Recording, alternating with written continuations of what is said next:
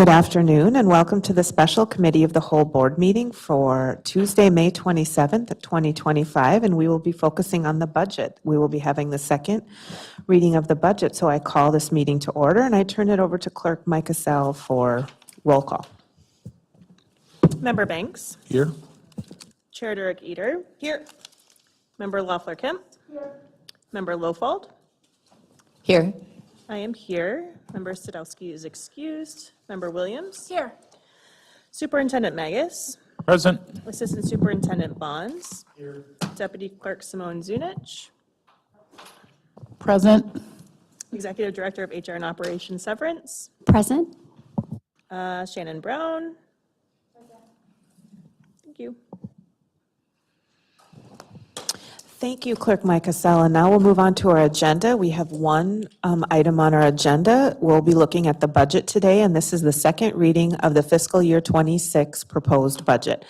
And I'll turn it over to Executive Director Zunich. Thank you. And I'll turn it over to Executive Director Zunich. Thank you. We will be casting this tonight. I'm just waiting for Shannon. It's also available in board book. And your folders.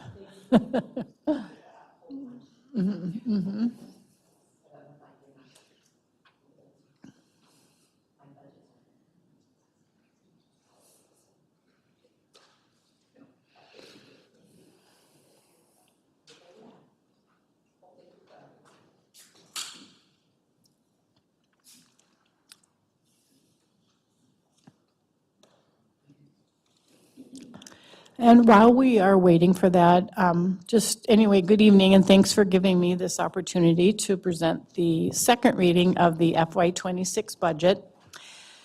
Essentially, the numbers have not changed from the first reading, but this time I gave you some categorical aid breakdowns.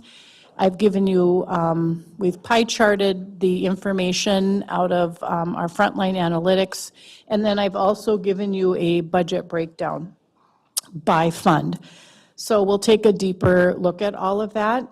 And I'll just start with my general overview. I just want to remind everyone that the general fund includes Fund 1. It includes Transportation, Fund 3, and Fund 5 operating capital.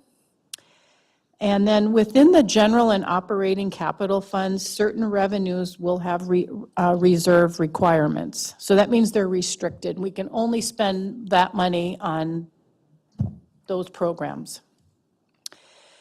We have additional funds including food service, Fund 2.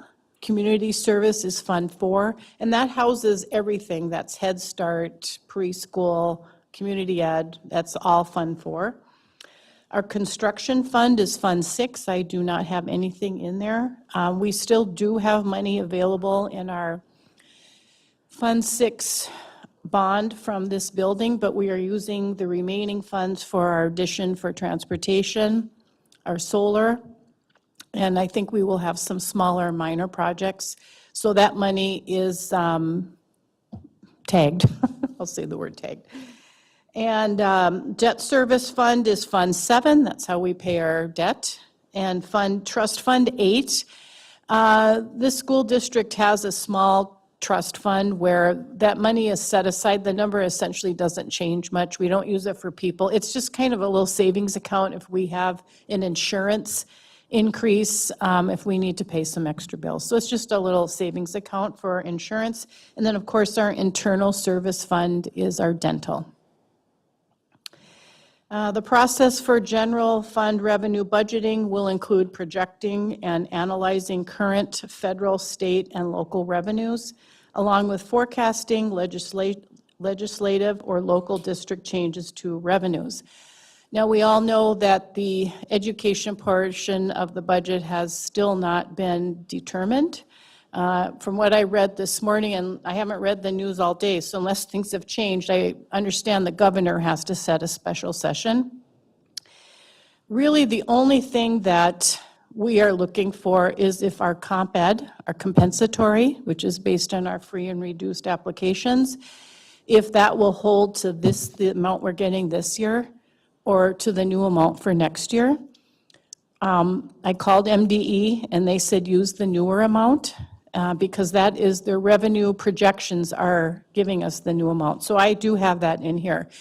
But I increased the amount, but I also increased the expenses because it has to match, okay? So just some general overview here. Review of budget provisions made for FY '26. Of course, we're always striving for fiscal stability and sustainability for future years. We will continue to prioritize our fund balance growth to meet the district policy of 8% of the general fund. If you'll remember, at our last audit, our statutory operating debt percentage is at 10.71, so it'd be great if we can keep that in the double digits. This will be supported by district-wide operational budget realignments and reductions. If you'll remember, this is just for your information.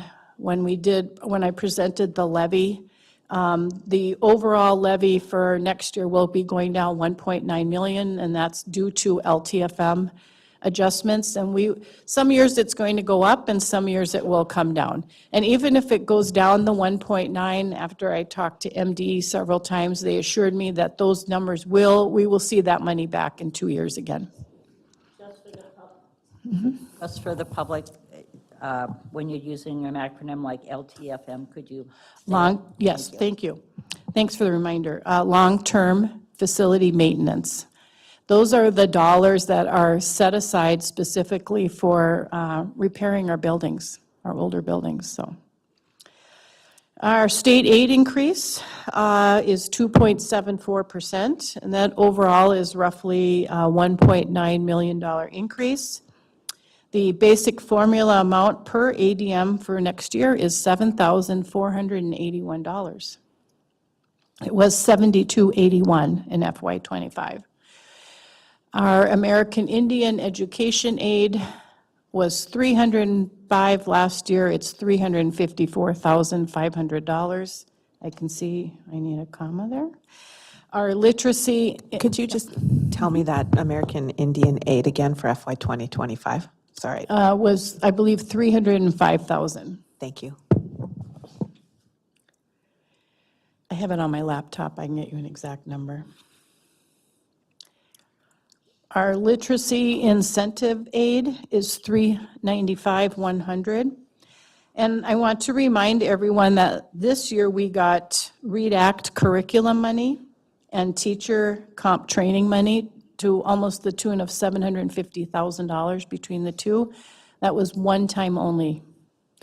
And I did attend a breakout session by MDE, and the literacy incentive aid is going to change its name again. It might be called the Literacy READ Act Incentive Aid. They don't even know yet, but that's coming. Do we know anything about legislation in that area with letters training? No. Okay, we don't. Okay. All I do know is that grades 4 through 12 that need to receive it is unfunded right now.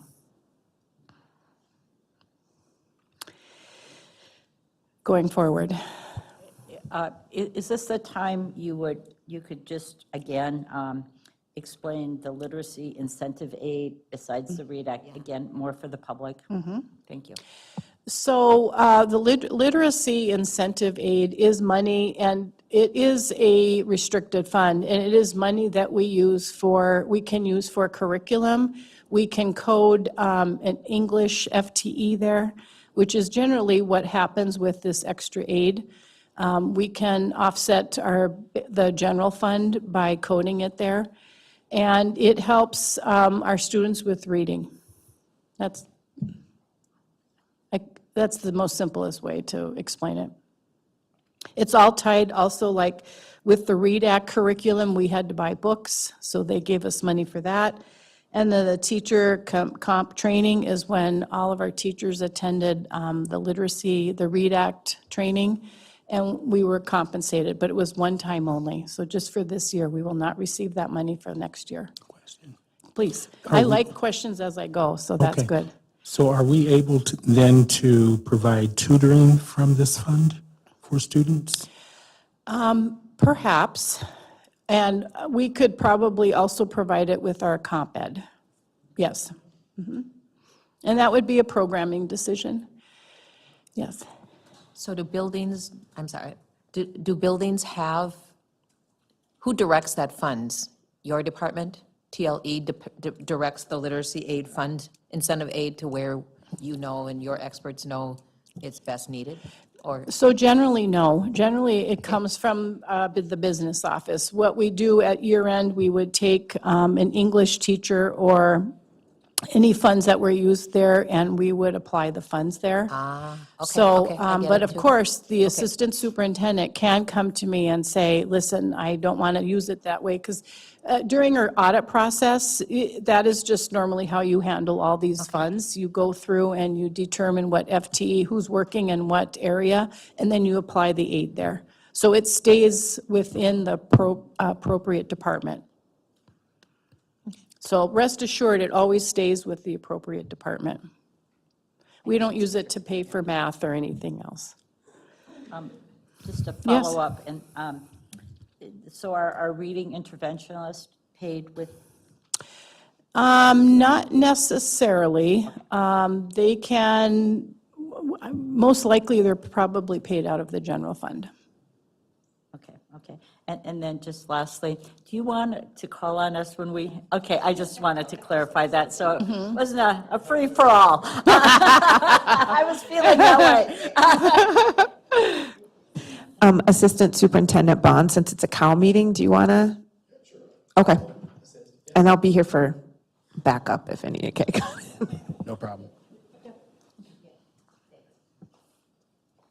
Okay, do you want me to continue? Our title funding, I received information from our title coordinator, Principal Sheldon, and right now, we should know by June 9th, but as of today, when I printed this last week, the overall state funding is potentially going down 5.4%, but that doesn't mean 709 will go down that much. Last year, we went down 1.9%, and the year before that, we went down 5.9, so it's not unusual. And we receive roughly, a little over, roughly 2.1 million in title aid. So, and that department does a very good job of making sure they tie out those funds on a regular basis. I just wanted to add some extra money we are potentially getting, the MTSS grant. We could get up to 200,000. We do not have the official letter yet. ADSA state funding, there's no funding amount yet for FY26. Last year was just under 600,000. And it's actually run through the MDE formula. And we get reimbursed for roughly 55% of our expenditures. But of course, that's part of our audit process, so that doesn't happen until the fall for the previous year. Paraprofessional training, I'm really glad to see that they are setting aside money from the state to help us train our paraprofessionals. And our hourly worker employment at 558,000, this is the number that's on our revenue projection model. But quite honestly, I don't know that we're going to get to that number. I think every district, when they did a pretty high estimation of what we think the number was going to be. Right now, ours has come in about 2/3 of what we thought it would be. And that's just part of our payments are called IDEAS payments. We get them twice a year. And they just make adjustments throughout the year. If we didn't need all that money, then they'll go in and take the money out, so. Member Banks? Thank you. Thank you. I have a quick question. Can we go back to the title funding? Sure. Part? So you said there's like 2.1 million in aid for that. How is that distributed across the district? So we have a title department, it's run by Principal Sheldon, and he follows very strict guidelines. So when you do your application at MDE, it tells you exactly how much you can spend in each department. So there's like 5% for administration, families in transition, unhoused, so there's specific tabs, and we have to hit that mark. And then whatever's left over, then we go with our reading and math. And a lot of our interventionists could be paid there too. But there's only X amount of funds. Member Lofold and then Member Lawler-Kemp. So a couple of questions. The hourly worker unemployment is what we are now doing per our state legislative platform 2 years ago. Thank you for asking that. Yes, so that is just strictly for June, July, and August for our hourly workers. Okay. And then ADSIS, what is that? So that is a grant that is run through the special education department, and that gives us additional assistance to hit our core programming with special education students. And it's the alternative delivery of specialized instructional services. So Say it again. alternative delivery of specialized instructional services. So it's assets. It's meant to support students with interventions before they enter into special education. So we do hire several of our math and reading interventionists using these dollars.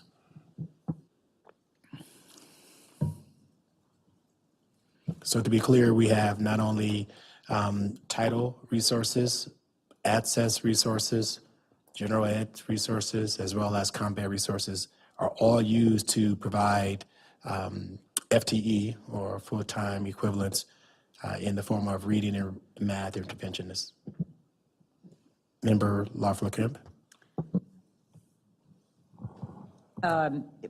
This wasn't my question, but I'll follow up with the Addis state funding. So are we, maybe you said this, are we reimbursed twice a year? Is that the one you said we were reimbursed twice a year, or? Reimbursement, we get paid through our general fund twice a month. Oh, twice So a our general ed aid comes twice a month on the 15th and the last day of the month. The access, the reimbursement, I'm not sure how they'll have that set up. Either they'll ask us for a quarterly or semi-annual reimbursement, so we would have to send in all the invoices or the payroll to support our request, or it will be done at the end of the year as part of our audit process. Starting in September, we will start sending what we call UFARS files to the Department of Education. So that is all of our budget codes and all the monies that were spent in every single budget code gets sent into a file. And we do that every 2 to 3 weeks, and that's part of our audit process. So the auditors and we do a bunch of work, journal entries and whatnot, and we balance out our title and literacy incentive aid, and then we do a new file, we send it to, because we enter the information into Skyward, and then we upload it to the Department of Ed. The nice part is, we get a one-page review that says, no, these budget codes don't align properly. They don't align with the Chapter 10 grid. So then, and that can happen. We have tens of thousands of budget codes. And if one of the sequences, the 3-digit sequence is off, it won't allow it to go through. So, And just the last thing with this fund, how, have we had this fund for a long time, this funding? ADSIS, Yeah. I believe we're on year 3 with our current staff. I Yeah, can't speak with our to- current staff. But Yes. we've had access since I've been here, so at least 5 years. And Yeah. I think it's been here previous to me as well. Okay. And then my original question was actually just with the title funding, again, more for the public. Just could you review the schools that are our title schools in the district? And then just for board members, that's one of the committees I'm on this year is the federal grants. And we meet, there's community members on it, there's school staff on it. Yeah. Thank you. Yes, so there's Lincoln Park, Myers-Wilkins, Piedmont, Lowell, and I think that's it. Stowe, sorry, Stowe. And Laura Mack. Yes, thank you.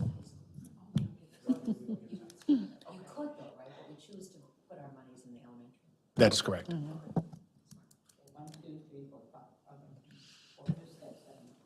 There's 6. You're welcome. Member Mixel?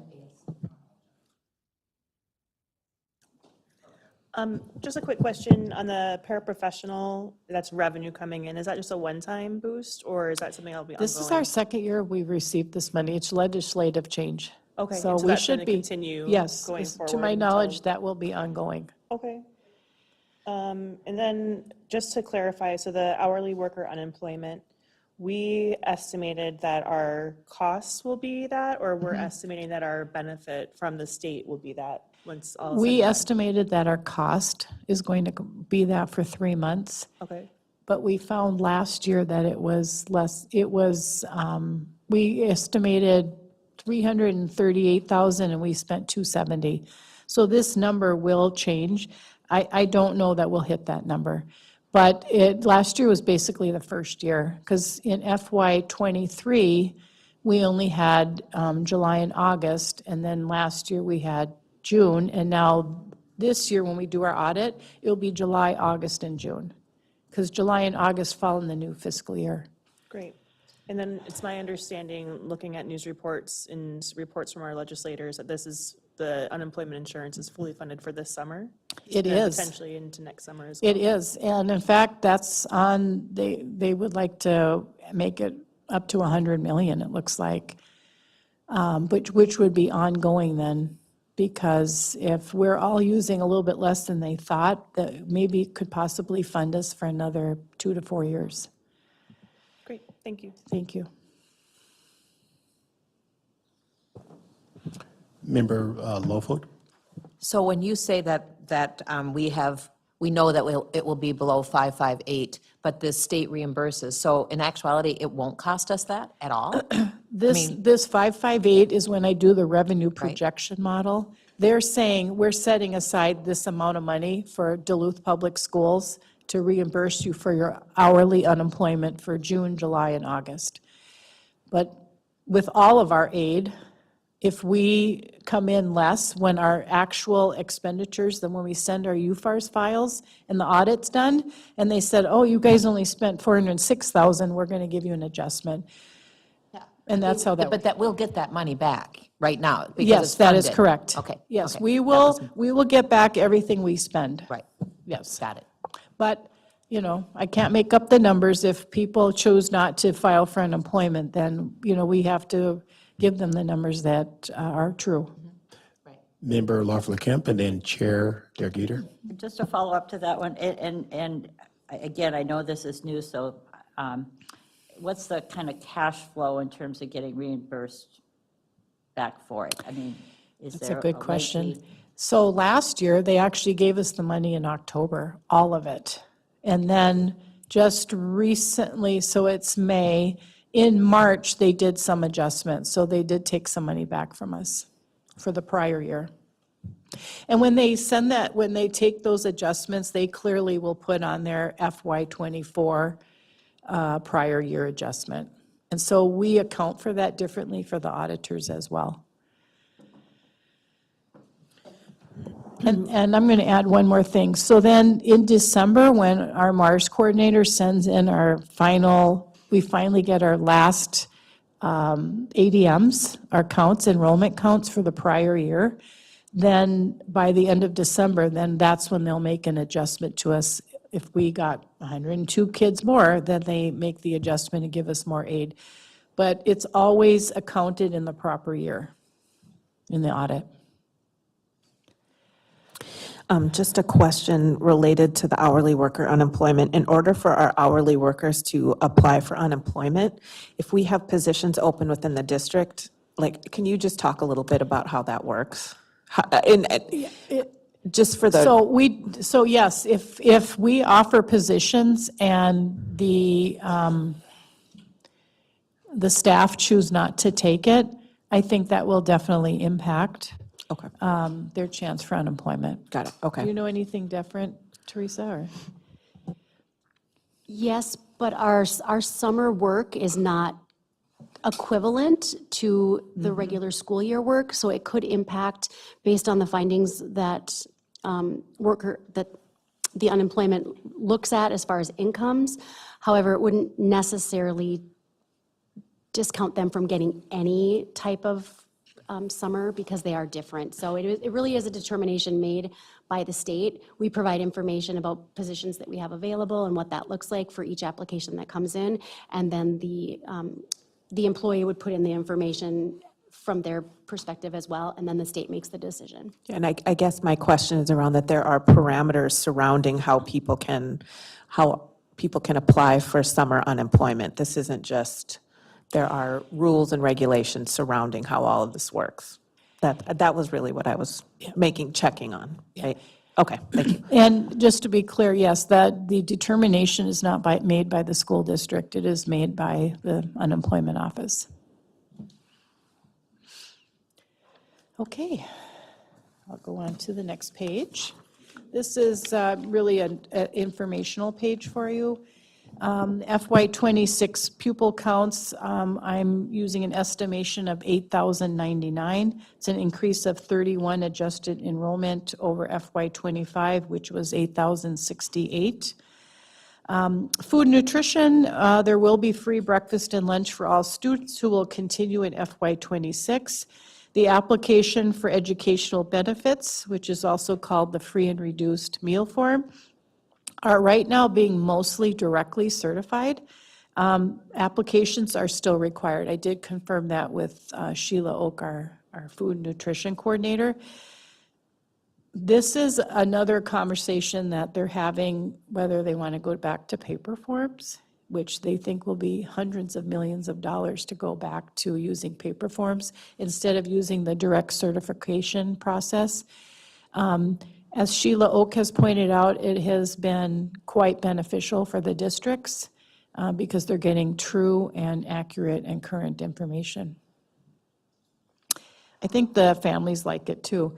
Other local revenues are estimated to prior year funding amounts. So I've taken some of the last year numbers and I've kind of done some analysis, and that's how I estimated our local revenues. Local revenue includes property tax levy, miscellaneous tax revenues, county apportionment, tuition, fees, admissions, medical assistance, interest earnings, rent, gifts, and bequests. State revenue, of course, includes payment by the Minnesota Department of Education and other state agencies. And federal revenue includes aids awarded through state agencies or directly from the federal sources. Restricted revenues require a reserved fund balance if funding is not all spent in the allocated fiscal year. Most restricted revenues are intended to be spent in full in the allocated fiscal year. Restricted revenue, reserved revenues come from state and local sources, aid and levy. So, the business office has to apply the restricted revenue first. We have to use that money first before general fund money. But we do have small fund balances in at least half a dozen, which is okay. If they've not been able to spend down and there's 100,000 left over, we keep it in that fund, in that balance sheet account, and we roll it over to next year. So I always like to reassure everyone that if they don't spend that budget, we don't give it to somebody else. It has to stay in that restricted fund. First, I think I told you guys this story twice already, but the first year I was a business manager, I didn't do that, and I got written up for it by the auditors. So it's important to spend your restricted funds. Undesignated revenues come from federal, state, and local sources, the largest of which is the basic formula allowance, the general education aid. Undesignated revenues may have individual calculations, but do not have a required reserved fund balance. So that's what you'll see. That's your general fund. That is your unassigned fund balance. It's also in your assigned fund balance. It's all general fund money. And federal sources are often reimbursements and have allowable carryover provisions to subsequent fiscal years. Use of federal funds has limitations. And every year our auditors will pick 2 to 3 programs that they audit. They're called single audits, and they do a very deep dive into the spending.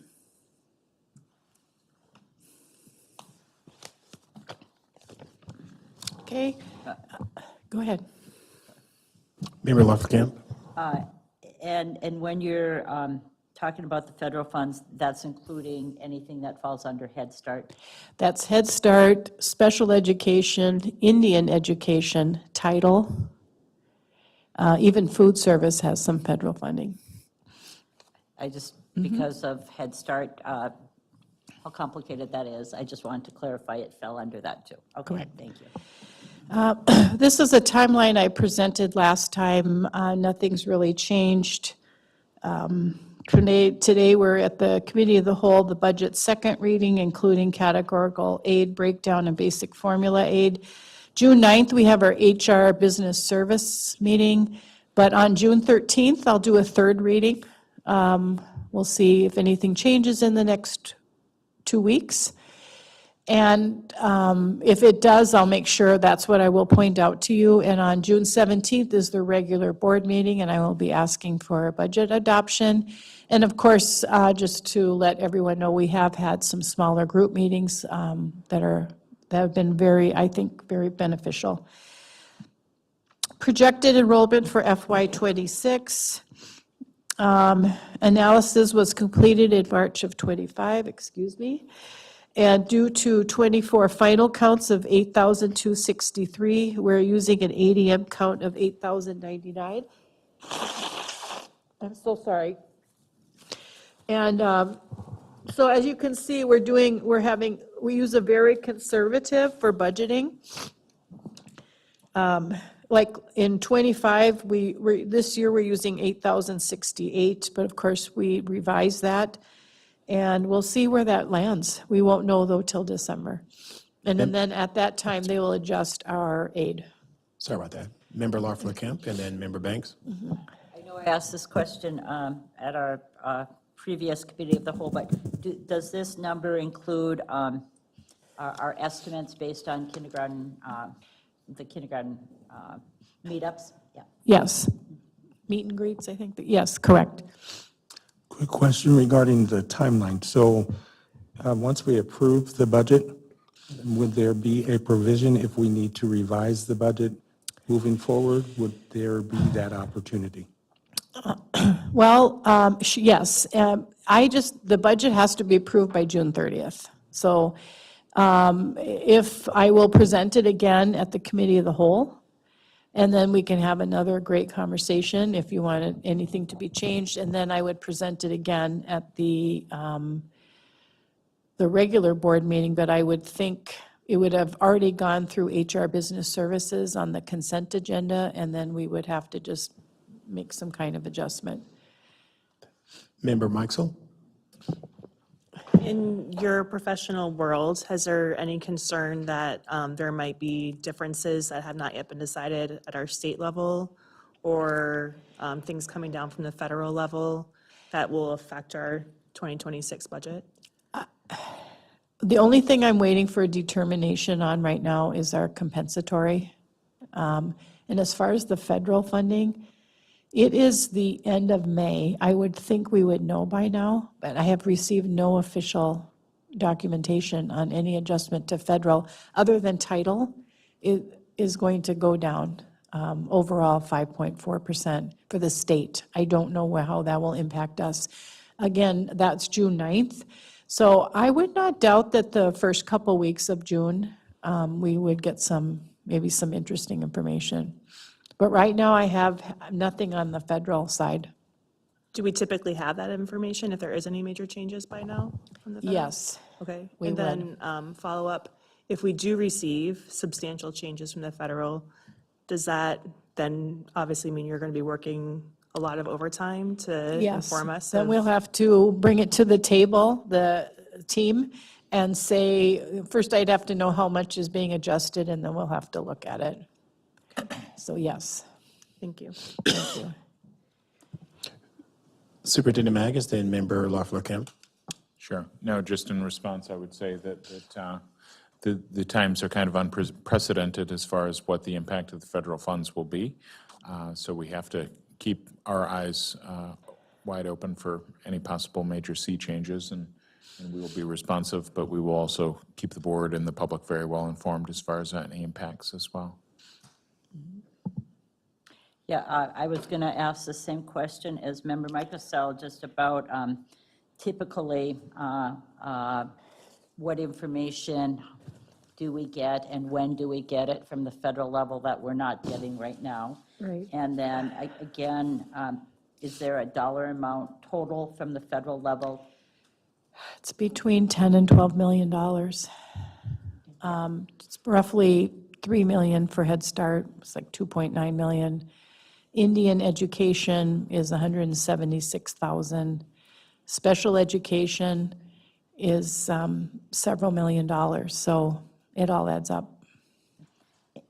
And just to give us a historic kind of perspective, because we are in unprecedented times right now, like when do we generally have that information? Because we are required to pass the budget at the end of June. So in the past, I know from being on the board, we've gotten it a lot earlier. Oh, yes. Usually by the beginning of May, we have our award letters and we know how to plan for the following year. And this is also the importance and significance of the fund balance, of having a healthy fund balance to sustain Correct. programming decisions, at least temporarily. Because in my 33 years of experience, it's rare that reductions are made during the school year once it starts, if there are reductions in funds. And so that's why districts really have a significant or substantial fund balance to maintain themselves in case of these kind of things. You would like to add anything to that? No, our Fund 2, our food service and community ed both have a good fund balance. So if we needed to fall back on either one, because Head Start does come out of Fund 4. But, because we cannot generally use Fund 1 to use for Fund 4. We cannot commingle funds, so we have to be very careful there. If food service has less federal funding, because we get some food from them, then right now we are sitting on a decent fund balance for them. But this is the importance, to Anthony's point, that it's important to just slowly build up those funds, because you never know. Back in 2014, instead of getting 90% of our aid during the school year, and then the other 10% comes in the fall once they get we get our final counts, that's when they give us our last plus or minus aid. It was at 70%. We only got 70%, and so that affected a lot of cash flow for a lot of people. So having that fund balance is key. Member Lafleur. Yeah, and just to follow up, then, are school districts getting any direction from MDE because of this federal impact, and then also, or federal unknowns? And then can you speak towards any cash flow concerns already because of the unknowns at the federal level? Thank you. Right now, we've received several memos from Commissioner Jett that they're watching it as closely as we are. They have a page set up at MDE, so you can go in and track how the federal spending or conversation is going. So that's really all we've gotten. That's why I'm really hoping, that's just a gut feeling right now, that they won't make any impact this current year, but perhaps the following year, they'll give us some time to plan. But I could be completely wrong there, and they could change it. And as far as our cash flow, thank you for asking that. So our finance manager, Sheila, works very closely with me, and we work with our financial advisors, and every month we send the information, our revenue and expenditures, to our finance advisors, and they send us a monthly cash flow. They will go out 18 months. I've even asked for a 5-year. So I really watch that cash flow very much, and Sheila knows that's very key for me too, under my radar. So she'll come to me every once in a while and say, We've got payroll coming out and some really big bills. And our ideas payments from MDE doesn't hit for 4 more days. So then we have to kind of what we call move money around. We have money in investments, and we use those funds to offset if we need a 3-day cash flow. But overall, the district is, we do a good job of watching our cash flow. So, and we have everything that we think we're going to spend for the next 18 months in a cash flow spreadsheet. Superintendent Magus? But I would say, I think that highlights why we're trying to make sure that we bring forward a budget that is based on preparedness, I guess I should say, because we don't, there are financially uncertain times, and so we want to make sure that we're as prepared as we can be if things get worse with federal funding or other things. That's part of the reason why we were trying to stick to our budget targets. Member Loeffler Kemp? You know, this is more just, I guess, a comment. I mean, I appreciate you going into more depth about all the checks and balances that we have at many levels. You know, sometimes I think people say we have this inefficiencies out there, and there are so many checks and balances. So I appreciate as you're walking us through this, that you're highlighting that as well. Thank you. Thank you. Chair Derek Eater? And I would also just, for the public, if you go to our website and you look on the upper right-hand side, there's a tab that says budget, and that will really, that also allows people to look at where we're at for this fiscal year, and then as we step through processes, that's also on there, but it is information that we want our public to take time to look at.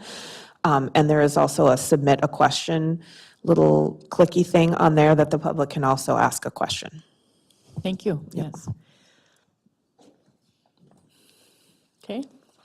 Okay, I'll move on.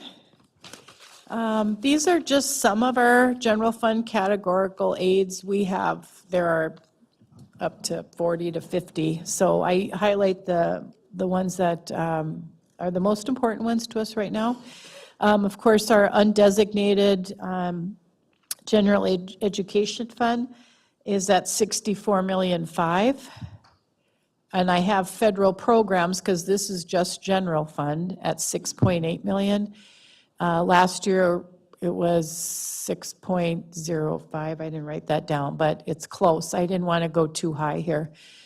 Special education is at $25.9 million. Transportation is $3.9 million.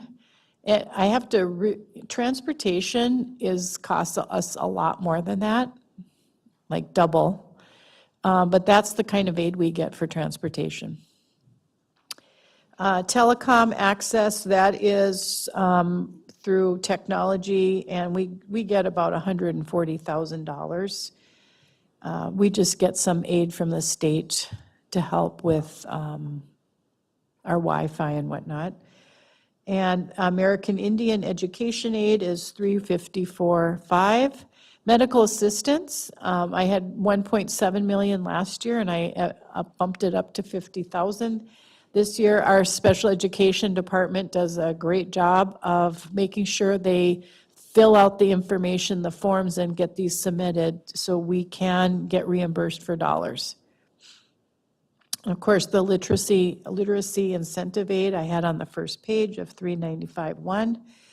Our restricted, reserved, so staff development, and just so the public remembers, we are given 2% of our general ed aid. We don't make up that number. We don't decide how much we get. It is set aside, but it's part of our general education aid. So that went up slightly from last year to $1.3 million. Our operating capital went up from last year. Our basic skills and comp ed, here's our $9.7 million that this year we received $8.8 million, and that's the conversation I'm waiting for from the governor's office. Member Banks? And just for clarification, in the American Indian line item, Yes. I heard you mention 170,000 earlier. So if we don't get the 170,000, what would that look like for that program? Well, that would have to be a programming decision. So we either use the 354 to offset the staff or program direction that we were using to pay with the 173. But I believe we have 2.5 staff coded to the federal side. So a programming decision would have to be made if it comes out of the general fund. So could I request or ask if we have the amount for comp ed and basic skills, could we use some of those funds to accommodate that? We could, but again, that would have to come from programming. It would have to Yes. come from programs? Yes. Okay.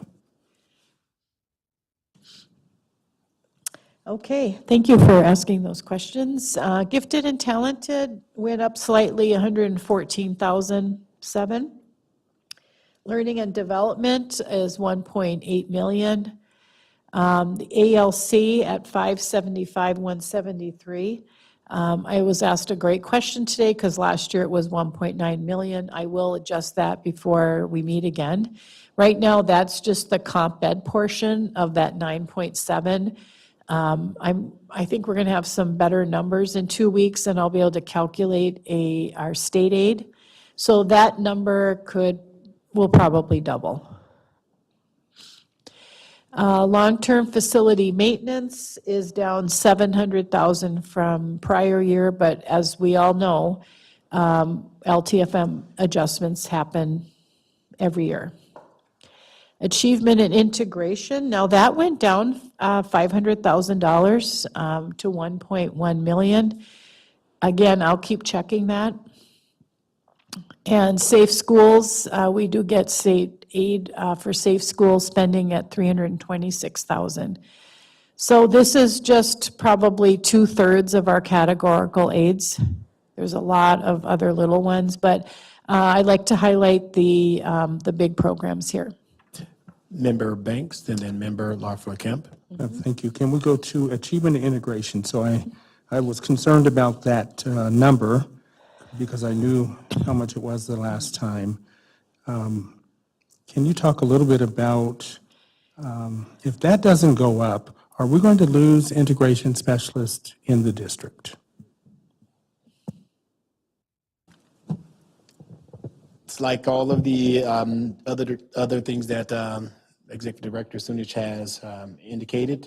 When the resources have, if they decrease, we would have to make some programmatic decisions on what things to prioritize and what things to keep and things to reduce. So at this point in time, I can't say that it won't be impacted. I'm just saying that we would have to make some decisions based on the amount of resources that we receive to support the ongoing programming.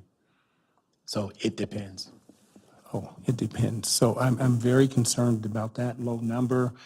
I'm also very concerned about our kids that need that the most in the district, and how would we, as a district, deal with that? Find the necessary funds to make sure at least we have the standard or the basic that we have now, so that our kids can get those resources at the current level. And that's what I'm very concerned about. Thank you. And I'd also like to add, this is a terrific area too where we can use comp ed to offset. Okay? I'm not sure who was next. Member Larford-Kemp, then So, Member. thank you.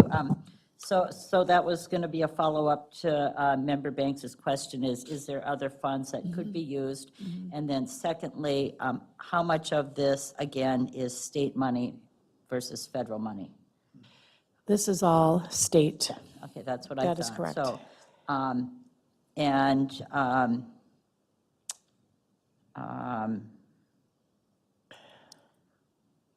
we won't know. We won't, and in 2 weeks, so right now, the way MD has their revenue projection model set up, it's for what they know today. If there will be changes in a special session, then they might alter some information. So I'll keep double checking it. Okay, and then my question I wanted to ask, just back to the safe schools, that's the state funding for safe schools. That is correct. And can you just clarify broadly what kinds of things that covers? You've gone over it before with us, but I think, again, for the public. We can use that for SRO officers. We can use it for counselors. Those are the two main ones. Thank you. Thank you. Chair Lof, Member Lofold? Just to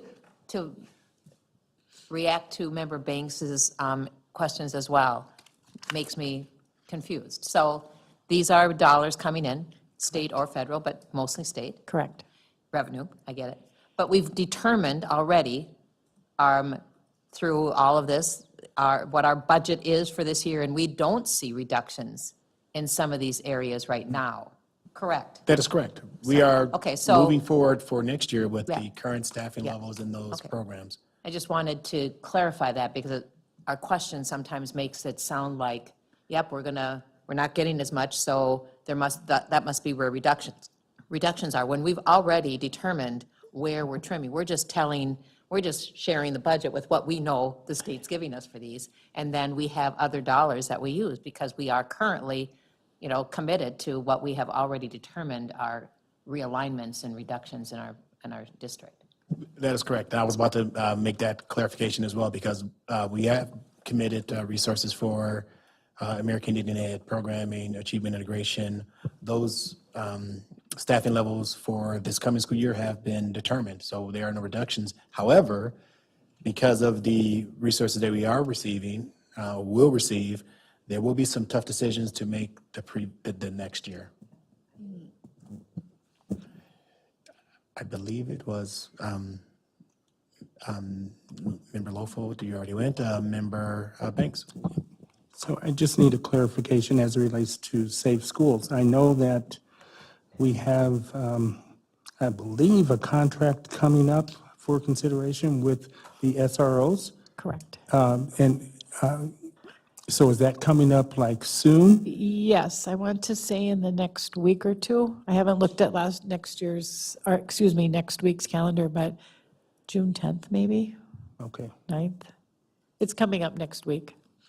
And so where does that fit in the safe schools part? Well, So, all I can tell you is that's all we get for state aid. okay. And the contract for FY '25, I believe, was roughly $475,000. And that's my concern. Yep. Member Williams? Just, I guess, follow up on that safe schools based on Member Leffler-Kemp's question. Is that only for people then? Is it only for FTE or is there it would only be for FTE? Generally, we use it for FTE on most of these restricted funds. Okay, thank you. Thank you. Member Mitchell? Just to clarify, I've pulled up the state statute that covers the safe schools, and it can be used for a number of different items, like up to 10 has listed here that includes what we're using it for at this time, but there's also some other programmatic things that it can be used for as well, so. But obviously, Thank you. barely covers the things that we're intending it to go towards, and so anything else would be difficult to fund. Correct. Thank you.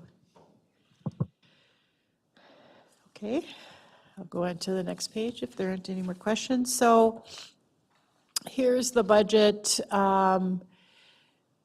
Shannon, are you able to move that to the left just a smidge so people can see that?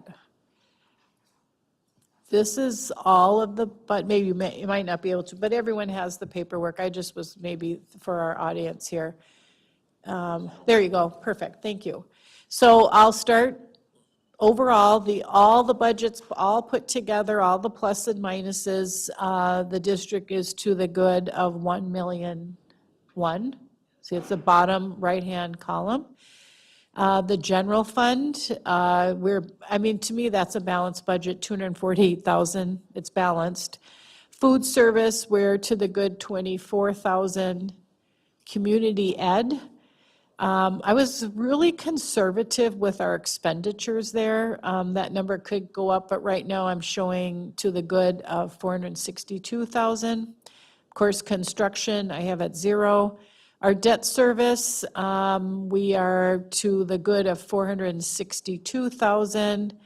Our trust fund, I bumped that up and bumped up our expenditures, but we're to the good there of 49,000.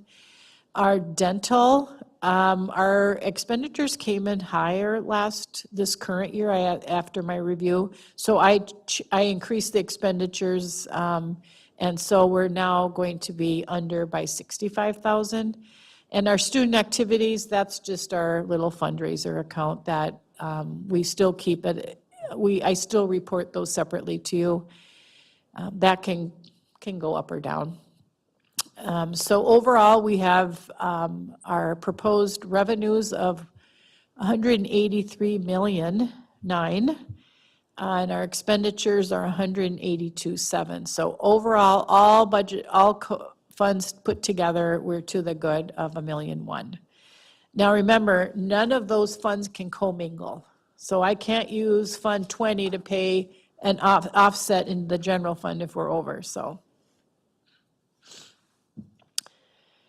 Okay, and now to our great spreadsheet, or pie charts. Yes, so this is so these are all the funds that I just showed you. These are all the funds put together. There's historical data here.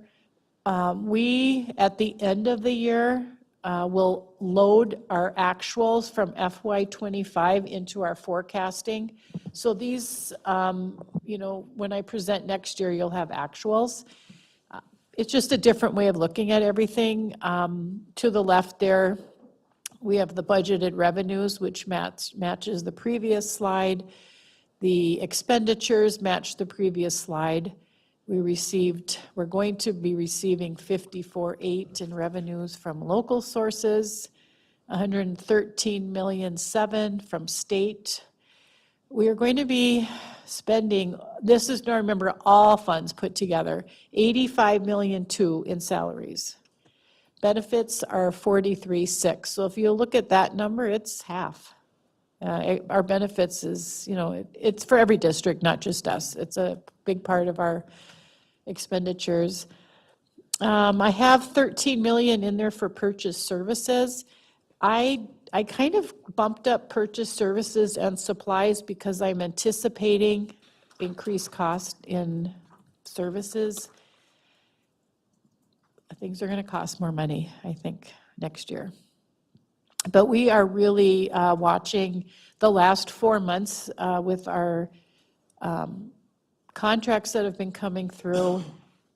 They need to be tied to a particular program, or then I really start talking to the person that submitted the contract. So it's just not coming out of the general fund is what I'm trying to say. Member Loeffler Camp? Can you just clarify, because we've been talking a lot about state and federal sources, but the revenues from local sources, just clarify what that includes. So that's our property tax money. That is any fees we charge for, let me go back to so I'm not just. So local revenues includes property tax levy, miscellaneous tax revenues, our county apportionment, tuition, fees, admissions, medical assistance, interest earnings, rent, gifts, and bequests. So we get wonderful donations, they're in there too. We have a very generous city that makes wonderful donations to the school. And on this page 2 at the bottom, it's I'm getting plugged up again. It says historical revenues and expenses and fund balance. So you see that green line. Question. Clarification question. When you said we live in a wonderful city that gives many donations to the school, you mean the community gives donations to the school, Sorry. not the city of Duluth, right? The community, sorry. Sorry. I was just, Thank you. I know that's what you meant, and I I'm was just crying now. wondering. No, I'm just kidding. Sorry. The community, thank you. Yes, not the city of Duluth, that's right. So let's go to our historical revenue, expenses, and fund balance. So you see that green line? When we go to I have a page for just the general fund, you're gonna see it drops below. But that green line is that very nice assigned fund balance that we have on the books. So that's why that's showing elevated, kind of went down. But when I go to the next page, you'll see we used 5 million of it for FY '24. We approved another 5 for this year, and you'll see it drop. Okay, so go to the next page. So you'll But see. just for clarification. Yes. We still have a fund balance. We haven't spent it down. That was just, That is correct. yes, okay, just We want to make still have sure. a fund balance, yes. Upper left, you'll see it's very Member little, Lawful but, Kemp? what? Member Lawful Kemp? Oh, sorry. Would you just clarify why having that fund balance is so important? It's what we call a rainy day fund. We put money aside for severances, retirements, curriculum, operations. There's some money for technology. We put our land sale money into the assigned fund balance. And those funds are basically our savings account.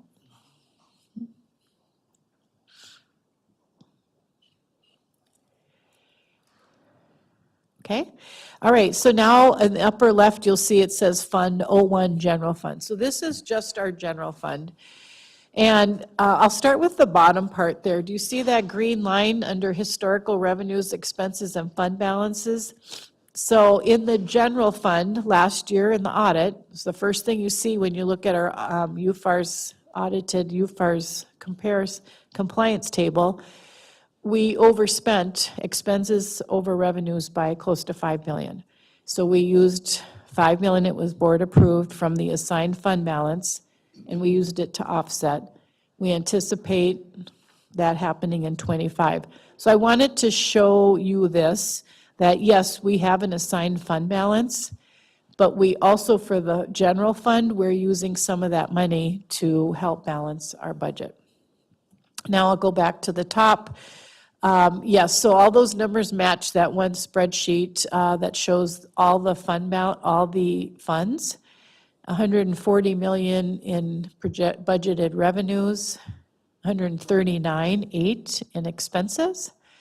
Revenues from local sources is 25.4.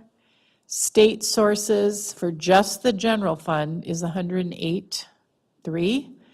Expenses for salaries is 79.5, and expenses for benefits is 38.9. And those pie charts are lovely. Proposed budget expenses by object code, that, I think it says 56.2, and plus the 27, it comes to almost the 85. So we spend close to 85% of our budget on FTE. And then I also, if you want to turn the page, please. Then I did one for food service for you, so you can look at that. Food service right now is holding its own. And we'll see, right now, I believe we will be getting free breakfast and lunch through FY '27. We'll see what happens in FY '28, but a lot can change in the next year or two. And then if you turn the page, I provided the same look for you for Community Service Fund, Fund 4. There's good historical data there.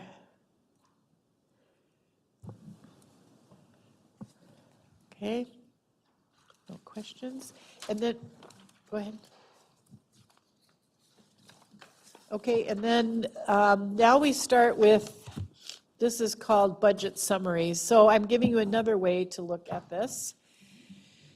I like these reports as well, but if you go to the, more towards the bottom, Shannon, here is a good breakdown of, so these are all funds, property tax, Than our 2025 budget and our 2026 projected budget. Is that because of ESSER funds and ESSER positions that we yes. had at the time? Thank you. we were able to offset some of the gen ed fund by the ESSER spending. FY '26 expense budget insight, that is generated through Frontline Analytics, and it says expense for FY '26 is budgeted at 182 million seven, which is a difference of 2.9 million, or 1.66% from last fiscal year. Salaries and benefits are budgeted to change by 845,000 or 0.66% to 128.4. Purchase services are budgeted to change by 644,000 to 13 million. And supplies and equipment is budgeted to change by 654,000 to 8,000,008. So I thought that was kind of a nice conversation, just to say where we are picking up our differences. I didn't do it on the revenue report, but just on the expense side. So unless you want me to go through every fund, this is the documentation that I have for every single fund. The next one, I'll do the next one, which is the general fund. And again, this is the revenue page, and it breaks it down nicely from 25 to 26, and the percentage change. You can see all that below. And then if we go to the next page, Shannon, the expense, because we're still in the general fund. If you'd go to the bottom so we can read the conversation there. The FY '26 expense budget insight. So expense for '26 is budgeted at 139,000,008, which is a difference of 2.9 million or 2.18% from last fiscal year. Salaries and benefits are budgeted to change by 797,000 or 0.68%. And purchase services are budgeted to change by 749,000 to 11,200, and supplies and equipments change by 612,000 to 5,006,000. But what I want to point out on this page here is if you'll see the salaries and wages for FY '24 were 94 million. Benefits were 36 million. And you can see we dropped those down this year because there was no ESSER. And they're really, it's flat now. This is what I would call flat. And because we did make our budget reductions, but please remember that some contracts were settled. So we have to build in lane changes and contract settlements. And I think I'll stop there unless you have, all the rest of, all the other pages are, I have Fund 2, food service, revenue and expenses. I have all the funds broken down just like this. I only did pie charts for all of the funds, general fund, food service and community ed, debt service and trust and internal fund. There really are no expenses there, so. Are there any other questions? Member Meixel? Yep, I think my brain is working slowly right now, but we have been spending a lot of time talking about budget realignment and reductions. And can you explain where I see those? Because the majority of those are in salaries and wages. Where do I see those reflected in this budget? So it would be in salaries and wages. Had we had those FTE, the number would be much greater than, it would be bumped up to a much higher number, right? So if we had,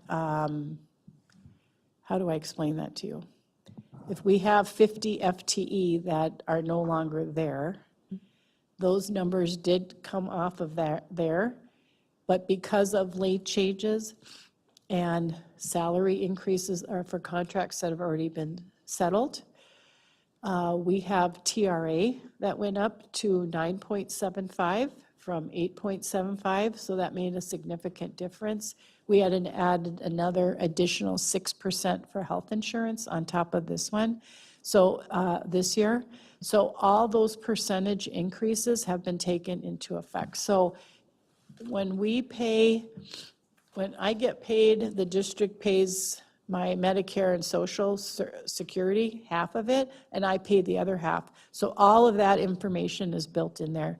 I have an assumption tab that I can use, and I put all those assumptions in there. Now, I wanted to mention about TRA. That did get passed. So let's talk about that a little bit. I did some very rough math. It just happened, so I'd have to go in. But if we have even a dozen people that take advantage of this, wonderful new legislation that passed, it could roughly be 1.7 million. That would cost us today. That would have maybe come out next year, in 2 years. So if they go at now at 60 instead of 62. That could be a really high number, but I did some very rough math here. Member Lowford? Did you have a follow-up, though, Sarah? Okay, so just going off of Member Mike Sell's comment, don't we see that reflected on this page right here under Yes. salaries and wages? So in Yes. 2024, it was 94.3, and now it's 79.5. So Yeah. that's where you'd see that reduction, Yes. right? Am I Right, right in so that? instead of. Those are the staff and the realignment and the reductions that we have done for this coming year. That Yes? is correct. With our lane changes and contract settlement percentages that have happened, if they weren't in there, if that hadn't happened, I'm just guessing it could have been another, I think when I did my salary estimator, it was 3.1 million just in salaries and benefits. So there would have been an additional 3.1 million in that number. Member Mixel? Just to clarify, is it more proper to be comparing the column from 2025 to 2026 than 2024 to 2026? Because 2024 includes our ESSER-funded positions. Correct. So in reality, if we're comparing between 2025 and 2026, it's a much smaller amount difference. That is That percent correct. change is only, Because if I didn't have those reductions in there, it would have been more, and the expenses would have been an additional 3.1 million. I have a wonderful salary estimator, and it calculates all your salary and all the benefits, and I went through and did those to balance this. Member So- Lowford? I apologize. So just to go back to that conversation, which in a way is a good relief in the fact that, we have been able to cut our budget by 7.2 or 5.6 this year.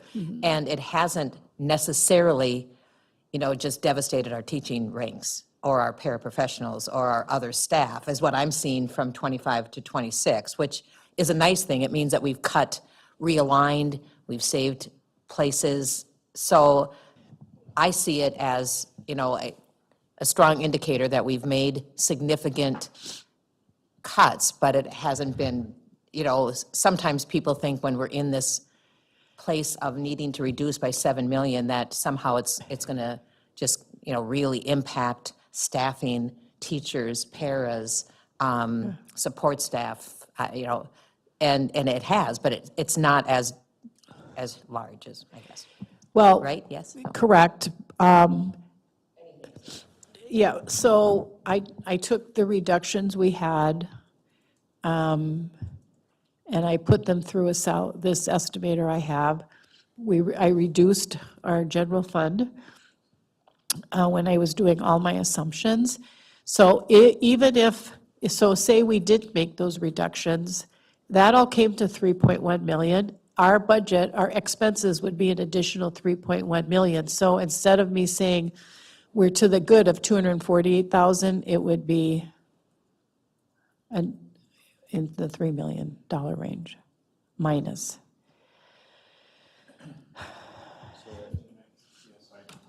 I just pulled up this spreadsheet because I think this shows a lot as far as where were we and where have we been. So if we look at April of 2020, which was right after I hired, compared to now, or actually, it's probably better to look at that far right column, which is where we'll be in September. That's after all the budget reductions take place. So we had 200 and roughly 300 paraprofessionals. We'll have over 300. We had, you look at the food service, that's gone down some. You look at the various positions, but basically, I think when you look at that teacher category of 729 729 teachers, or in the April of the following year, 723, we still have more than 70 teachers than we did when I started. And so I'm not trying I'm just trying to point that out. We have gone through reduction, but we're still in a better place than we have been in many respects. It's hard. It hurts. It's not something that we enjoy doing by any means.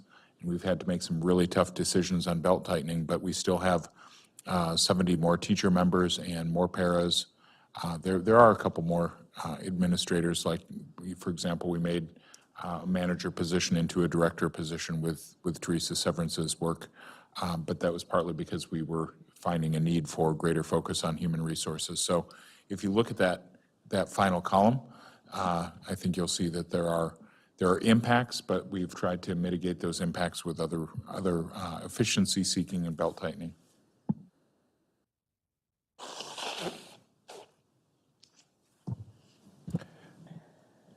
Chair Derek Eater. And I would also, again, correlation isn't causation, but I would also note at this point that we have seen graduation rates increases. We did see a dip following COVID, but that is expected just because of the situations that our children had to navigate through COVID. But we have seen increases in our graduation rate. So we are increasing our teachers because they're at the front lines in the classrooms with the kids. And so when we are increasing our staffing levels, we are seeing, and again, correlation isn't causation, but I'm going to say it's a pretty strong correlation. And as a scientist, I'm pretty comfortable with saying that it's a causation. Increasing those ranks of teachers and paraprofessionals, we do see that play out in our graduation rates. And I would think about, again, celebrating what we saw in our graduation rates last year, acknowledging that we have work to do, but we are using staffing to the benefit of our students by getting them across the stage and graduating them. Thank you, and I would agree, of course, with that. I would also say that some of the other additions that we put in place, it's easy to always look at the central office staff and say that there should be reduction there, and we have made a reduction of 11% as opposed to the 8% that we're looking at for sites. But some of the resources that we put in, like having a separate director of elementary and a second director of secondary, we've been able to revise our schedules pre-K-12 during that time. We've been able to make adoptions of new literacy curriculum. We've been able to adopt new English language arts curriculum that hadn't been adopted in over 30 years. So there are a lot of changes that we've been able to make in trying to catch up and trying to really bring our system up to speed. And I think that those will continue to pay off over time too. So there is, sometimes there is allocation made in those areas as well. And I think it's justified given the results that we're beginning to see.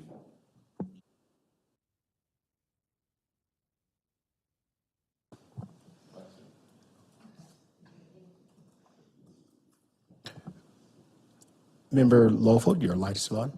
Yeah. So can we go to page 5 and look at that dollar change column at the very end? And so my question is about the 1,183,639 plus that we have after everything.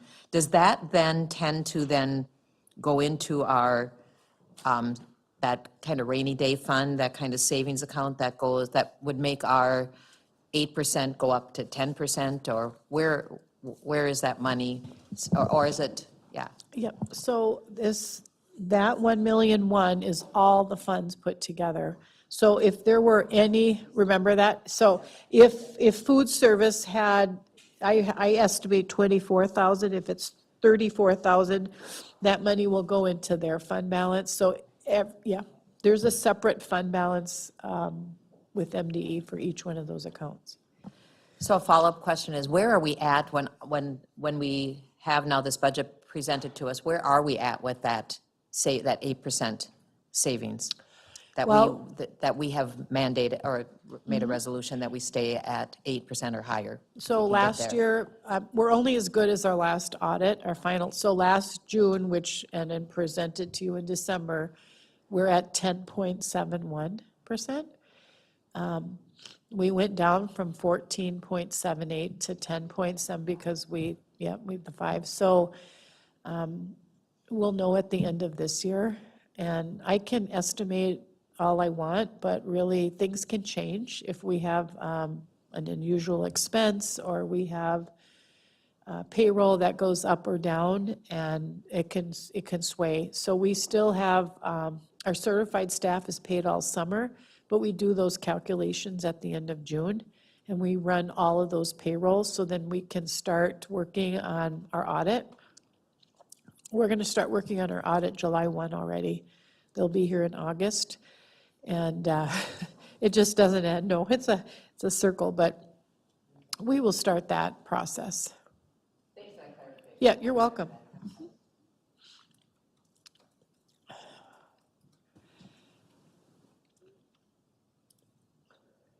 Seeing no additional questions at this point in time.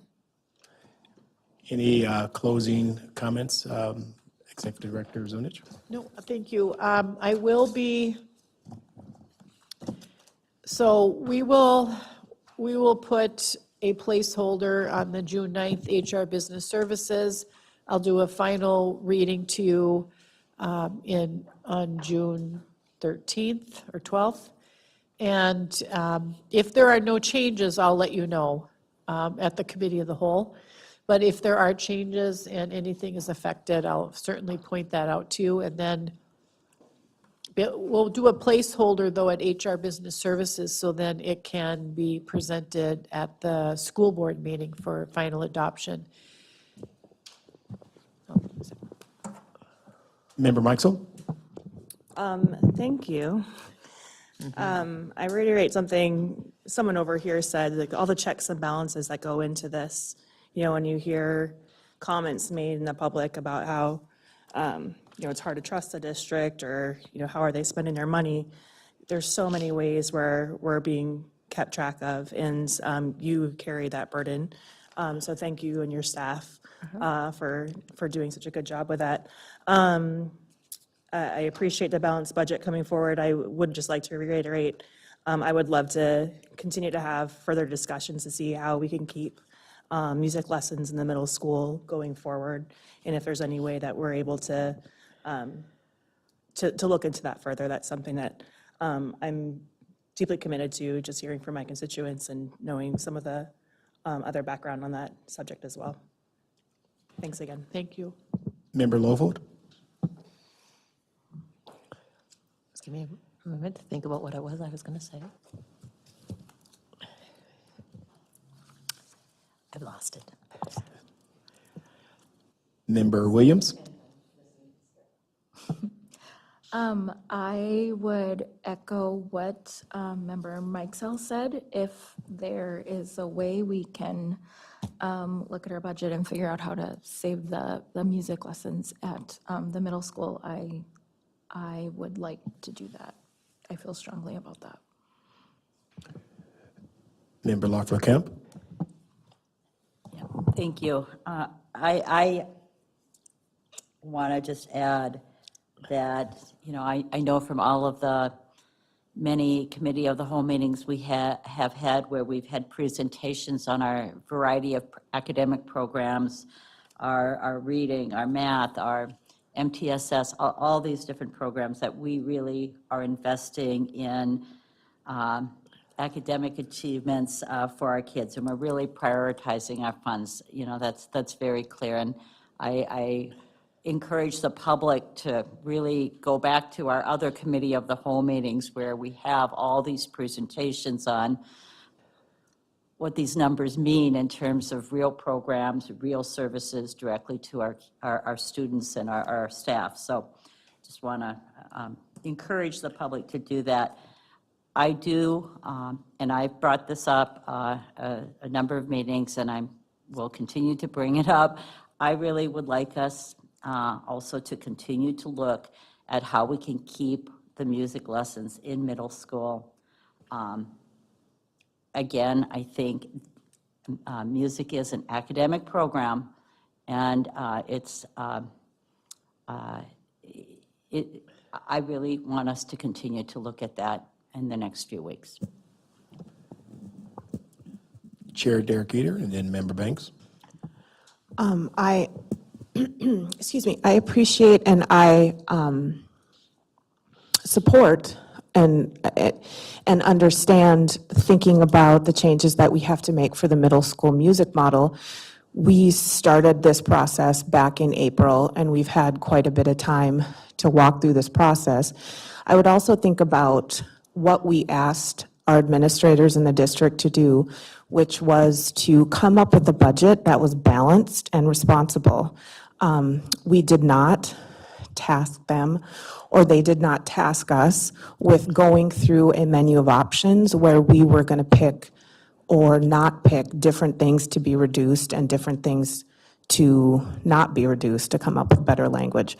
So I also have passionate feelings about the Check and Connect program and how that is drastically changing next year, going from 15 counselors to 8.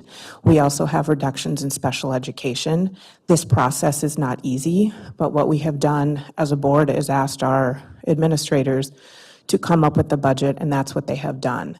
If there are changes that we want to make, I think that is not on the administration. I think that is on us as a school board to try to figure those changes out.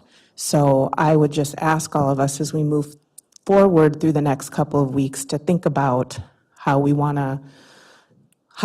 to go forward with this budgeting process. We asked our administration to do a task. They completed the task. I think that if we want changes, I think that is something as a school board that we would have to figure out collectively. Our options moving forward are supporting the budget, not supporting the budget, or amending the budget. So I think we need to keep those things in mind as we move forward, and I don't think it is as easy to ask at this point to try to preserve different places within the budget where we've had to reduce and reallocate. So as we move forward through this process, I would just ask us all to think about that. And of course, thank the administration for the work that they have done. Member Banks. I was going to say something else or something differently than what was just spoken. So I just want to say I concur with our chair. We gave administration the charge to present a balanced budget, and that's what they've done. And I think we're obligated as a board to move forward because we did give them the charge. And if we need to make revisions or whatever that may be, we need to get through this process first. But again, we gave the administration the charge to present to us a balanced budget, and that's what they've done. Member Lofold. So I'm going to, support what Chair Eater and what Member Banks just said, and then I shared this last meeting we were at too, that I feel like we've allowed them to do the budget to the best of their ability with their stakeholders in their district. And I really just have a really strong feeling that our educators on all levels of where we've made reductions and realignments are going to do a good job of doing their job the way that now their job is going to go forward. If that's a 0.5 in lessons, That's a 0.5 in lessons, and that teacher and a half are going to work together in those schools to do lessons and to provide. I sometimes feel like when we talk about bringing things back, whether it's the media specialist or the check and connect, is somehow, those programs are never going to effectively serve our kids. And I think we all know that there's going to be some angst in going forward in a somewhat different model, but I also have great faith that these educators have worked in programs and they know how best to use their time to the best effectiveness of our kids. It is tough to reduce. We've said that since last summer.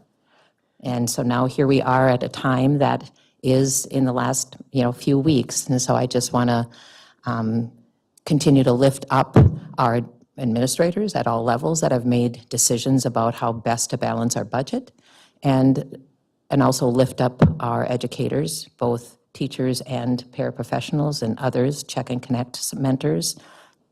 They'll serve kids the way they have always done. So I commend the process that we're doing. It is a process. It has been a really clear process.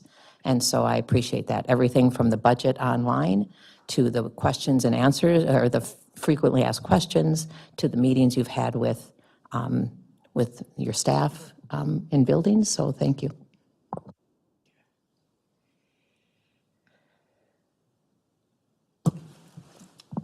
Seeing no additional lights on, this ends our Cal meeting.